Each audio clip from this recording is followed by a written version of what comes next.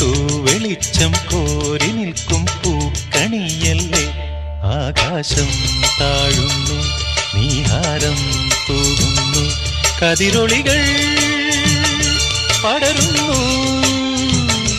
ഇരുളലകൾ അകലുന്നു. പുലർന്നു പുലർന്നു തെളിഞ്ഞു തെളിഞ്ഞു ചുവന്നു തുടുത്ത മാനം നോക്കി കൂട്ടിൽ നിന്നും മേട്ടിൽ വന്ന പൈങ്കിളിയല്ലേ.